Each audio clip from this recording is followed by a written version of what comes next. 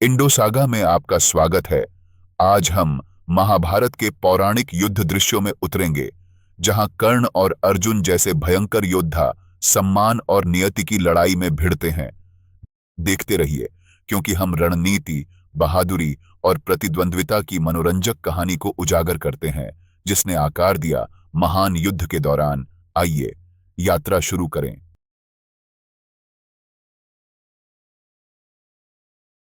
युद्ध के 17वें दिन की सुबह कर्ण शल्य से अपना सारथी बनने का अनुरोध करता है, यह मानते हुए कि शल्य के कौशल से वह अर्जुन को हरा देगा। दुर्योधन कर्ण के आत्मविश्वास से प्रसन्न होकर शल्य को मनाता है और उसे कर्ण का सारथी बनने के लिए राजी करता है।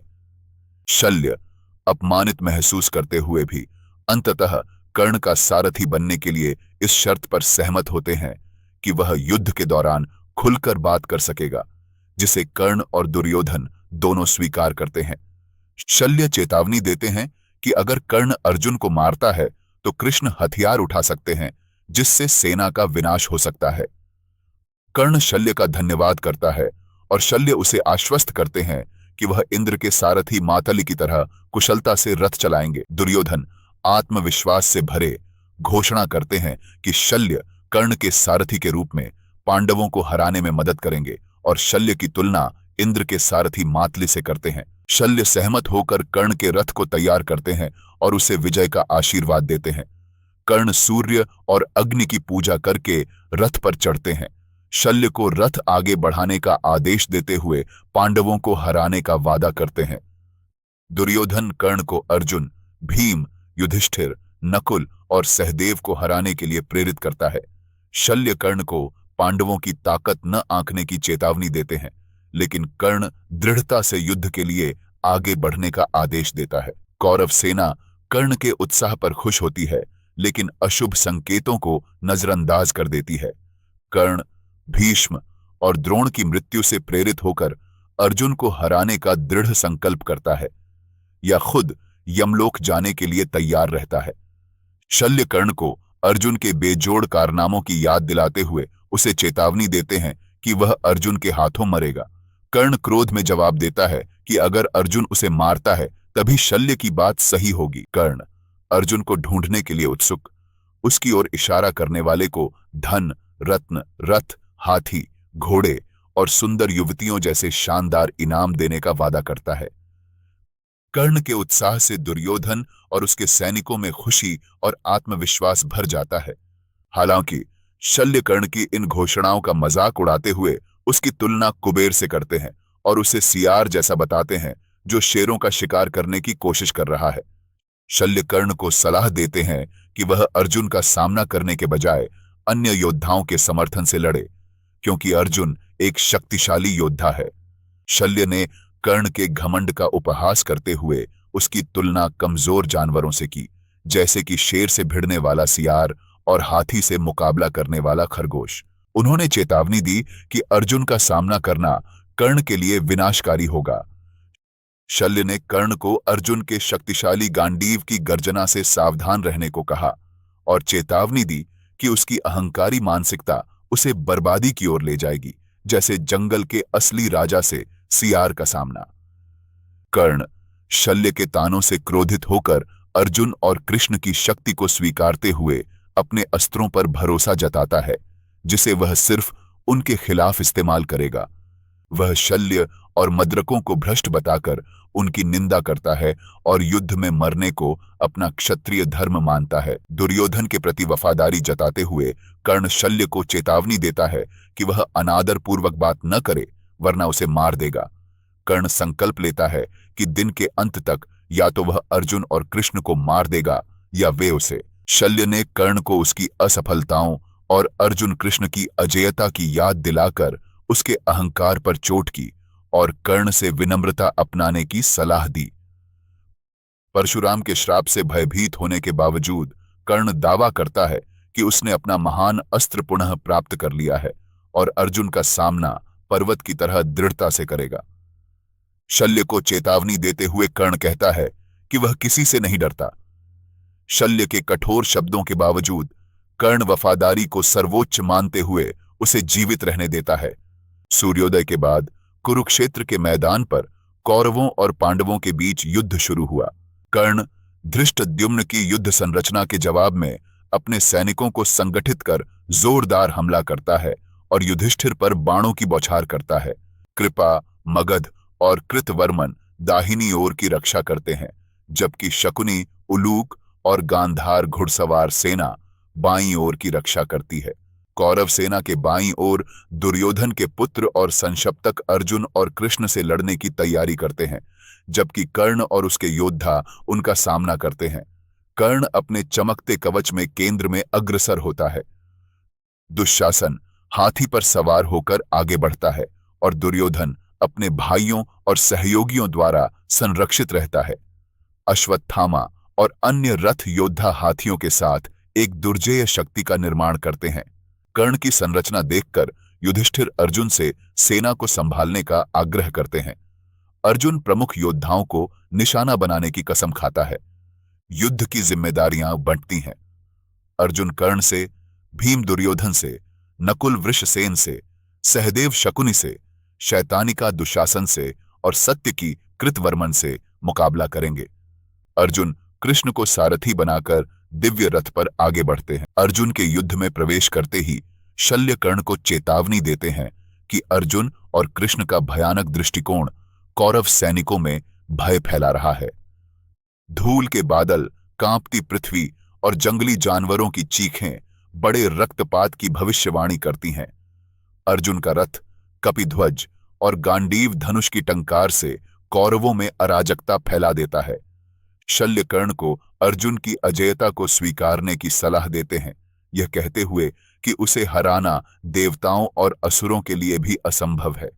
शल्य कर्ण के दावों का मजाक उड़ाते हुए भीम, युधिष्ठिर, नकुल, सहदेव, द्रौपदी के पुत्रों और धृष्टद्युम्न की शक्तियों की ओर इशारा करते हैं। कर्ण अर्जुन का सामना करने के लिए दृढ़ वास्तविकता को अनदेखा करता है, जबकि दोनों सेनाएं बाढ़ में मिलने वाली नदियों की तरह टकराती हैं।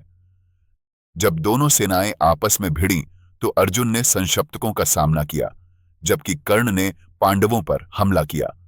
कर्ण के गठन के जवाब में अर्जुन ने धृष्टद्युम्न के नेतृत्व में अपने सैनिकों की व्यवस्था की, जिसका रथ सफेद घोड़ों द्वारा खींचा गया सूर्य की तरह चमक रहा था। द्रौपदी के पुत्र खूंखार बाघों के समान सुसज्जित होकर तैयार खड़े थे। संशप्तकों को संगठित होते देख अर्जुन ने अपने गांडीव से उनकी सेनाओं को चीरते हुए घातक वार छोड़े। संशप्तकों ने अर्जुन को मारने या मरने के लिए दृढ़ संकल्पित होकर जमकर प्रतिकार किया। अर्जुन और संशप्तकों के बीच की लड़ाई ने निवातक वच्चों के साथ उनकी पिछली लड़ाई को प्रतिबिंबित किया, क्योंकि उन्होंने लगातार हमलों से रथों, घोड़ों, हाथियों और पैदल सैनिकों को नष्ट कर दिया था। अर्जुन संशप्तकों से भयंकर युद्ध करता है, अपने गांडीव से लगातार हमले करता है, रथों, घोड़ों, हाथियों और अनगिनत शत्रुओं को कुछ ही क्षणों में नष्ट कर देता है। संशप्तकों से घिरा हुआ अर्जुन उग्र रुद्र की तरह लड़ता है, सभी दिशाओं में दुश्मनों को काटता है।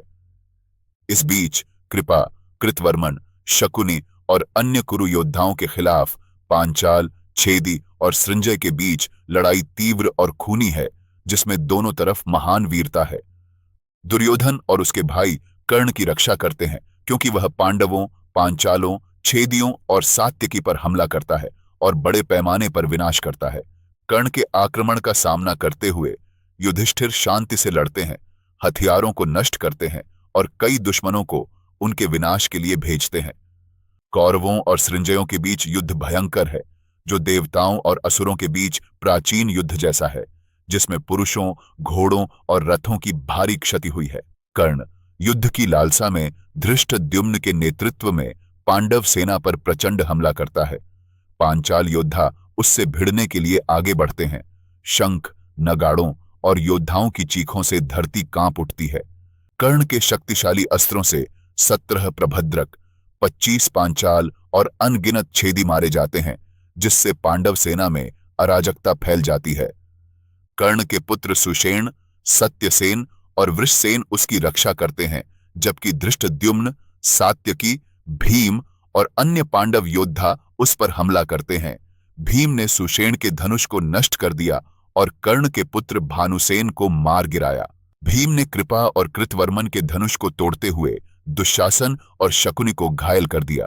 भीषण युद्ध में कर्ण ने भीम पर तीरों की बौछार की, जबकि नकुल और सुषेण के बीच घातक द्वंद्व हुआ। नकुल ने सुषेण का धनुष तोड़ दिया, जबकि सुषेण ने जवाबी वार में नकुल और सहदेव को घायल कर दिया। सात्यकी ने वृषसेन को निहत्था कर दिया, लेकिन दुशासन ने उसे बचा लिया। वृषसेन ने तुरंत लौटकर पांडव योद्धाओं पर तीरों की बौछार की। सात्यकी ने दुशासन के रथ को निष्क्रिय कर दिया, जिससे दुशासन को कर्ण की सेना में शामिल होने के लिए दूसरा रथ ढूंढना पड़ा। धृष्टद्युम्न, द्रौपदी के पुत्र सात्यकी, भीम और अन्य योद्धा कर्ण पर बाणों की बौछार करते हैं, लेकिन कर्ण अपनी असाधारण युद्ध क्षमता का प्रदर्शन करते हुए सटीकता से जवाबी हमला करता है। कर्ण अपनी बेजोड़ तीरंदाजी कौशल से इतने तेजी से तीर चलाता है कि उसकी हरकतें अदृश्य हो जाती हैं और उसके घातक अस्त्र आकाश और पृथ्वी को लाल बादलों की तरह ढक लेते हैं। कर्ण अपने हमलावरों का 3 गुना बल से सामना करता है, उनके रथों, घोड़ों और ध्वजों को नष्ट करता है और भयंकर गर्जना करते हुए आगे बढ़ता है। युधिष्ठिर की संरचना में सेंध लगाकर कर्ण ने 30 छेदी रथों को नष्ट कर दिया और युधिष्ठिर को घायल कर दिया। शिखंडी, सात्यकी और अन्य पांडव योद्धा युधिष्ठिर की रक्षा के लिए कर्ण को घेर लेते हैं। युद्ध का मैदान वाद्य यंत्रों की आवाज और निडर योद्धाओं के युद्ध घोष से गूंज उठता है। कर्ण शक्तिशाली सेना के साथ युधिष्ठिर को निशाना बनाकर अनगिनत दुश्मनों को मार गिराता है। सात्यकी के नेतृत्व में द्रविड़, अंधक और निषाद योद्धा उसे रोकने की कोशिश करते हैं, लेकिन कर्ण विध्वंसक की तरह उन्हें मार गिराता है। युधिष्ठिर कर्ण को चुनौती देते हुए शक्तिशाली बाणों से हमला करते हैं। कर्ण जवाबी हमला करता है, लेकिन युधिष्ठिर का घातक तीर उसे घायल कर देता है। कौरव सेना निराश हो जाती है, जबकि पांडव खुश होते हैं। कर्ण जल्दी ठीक होकर अपने धनुष विजया से युधिष्ठिर पर हमला करता है और उनकी रक्षा करने वाले 2 पांचाल राजकुमारों को मार डालता है। युधिष्ठिर जवाबी हमला करते हैं, लेकिन कर्ण उन्हें गंभीर रूप से घायल कर देता है। कर्ण पर चारों ओर से हमला होने पर वह ब्रह्मास्त्र का आह्वान करता है, आकाश को तीरों से भर देता है और पांडव सैनिकों को जंगल की आग की तरह जला देता है। कर्ण ने युधिष्ठिर का धनुष और कवच तोड़कर उन्हें बेनकाब कर दिया। कर्ण ने युधिष्ठिर का रथ तोड़कर उन्हें पीछे हटने पर मजबूर कर दिया, लेकिन कुंती को दी गई प्रतिज्ञा याद कर उन्हें पकड़ने से बचा। शल्य ने कर्ण को युधिष्ठिर की धार्मिकता के कारण उन्हें न पकड़ने की चेतावनी दी। कर्ण ने युधिष्ठिर का मजाक उड़ाते हुए उन्हें युद्ध से भागने और सच्चे योद्धाओं से न लड़ने की सलाह दी, तंबू में लौटने या कृष्ण और अर्जुन की शरण लेने का ताना मारा। इसके बाद कर्ण ने पांडव सेना पर हमला किया, जिससे युधिष्ठिर और उनके सैनिक पीछे हटने लगे। प्रेरित होकर कौरव योद्धा युद्ध के ढोल और शंख बजाते हुए पांडवों का पीछा करते हैं। युधिष्ठिर ने अपने योद्धाओं को वापस लड़ने का आदेश दिया। भीम ने पांडव महारथियों का नेतृत्व किया। युद्ध क्षेत्र अराजकता से भर गया। योद्धा, रथ, हाथी और घोड़े बिजली गिरने से पहाड़ों की तरह गिर रहे थे। युद्ध का मैदान भयानक दृश्य बन गया, जहां क्षत्रिय स्वर्ग की लालसा में अंधी लड़ाई में दुश्मन और मित्र दोनों पर हमला कर रहे थे। खून की नदियां मानव और पशु लाशों से भरी हुई थीं। भीमसेन और सात्यकी ने पांडवों का नेतृत्व किया, कौरव सेना को घबराकर पीछे हटने पर मजबूर कर दिया, जो शेरों द्वारा पीछा किए गए भयभीत झुंड की तरह तितर-बितर हो गए। जैसे ही पांडव योद्धा कौरव सेना को हराते हैं, दुर्योधन अपने भागते सैनिकों को इकट्ठा करने की व्यर्थ कोशिश करता है। अव्यवस्था देखकर कर्ण शल्य को भीम के रथ की ओर चलने का आदेश देता है। क्रोध से भरे भीम ने सात्यकी और धृष्टद्युम्न को युधिष्ठिर की रक्षा करने के लिए कहा और या तो कर्ण को मारने या कोशिश करते हुए मरने की कसम खाई। भीम का कर्ण पर भयंकर आक्रमण। भीम के क्रोध को देखते हुए शल्य ने कर्ण को चेतावनी दी कि वर्षों के आक्रोश से प्रेरित भीम पहले से कहीं अधिक डरावना लग रहा है, आग की तरह जो दुनिया को भस्म कर सकती है। जैसे ही भीम कर्ण के रथ तक पहुंचता है, कर्ण आत्मविश्वास के साथ जवाब देता है, अपने दुर्जेय दुश्मन का सामना करने के लिए तैयार होता है। कर्ण भीम की बेजोड़ ताकत और क्रोध को स्वीकार करता है, उसके पिछले कार्यों को याद करता है, जैसे द्रौपदी की रक्षा के लिए कीचक को मारना। कर्ण ने प्रतिज्ञा की कि आज या तो वह अर्जुन को मार डालेगा या अर्जुन उसे मार डालेगा, और वह भीम से युद्ध को अंतिम संघर्ष के मार्ग के रूप में देखता है। शल्य कर्ण के रथ को भीम की ओर ले जाते हैं, जहां वे एक भयंकर युद्ध में संलग्न होते हैं। दोनों एक दूसरे को गंभीर घाव पहुंचाते हैं। अंतिम प्रहार में भीम ने एक शक्तिशाली तीर छोड़ा जो वज्र की तरह कर्ण को भेद गया, जिससे कर्ण अपने रथ में बेहोश हो गया। शल्य जल्दी से कर्ण के साथ पीछे हट गए, जिससे भीम को कौरव सेना पर अपना क्रोध प्रकट करने का मौका मिला। इस एपिसोड को देखने के लिए उसी तरह मार डाला। धन्यवाद। जैसे इंद्र ने दानवों को पसंद आया हो तो इसे लाइक करें, अपने दोस्तों के साथ शेयर करें और हमारे चैनल को सब्सक्राइब करना न भूलें। आपका समर्थन हमारे लिए बहुत मायने रखता है। फिर मिलेंगे अगले एपिसोड में। धन्यवाद।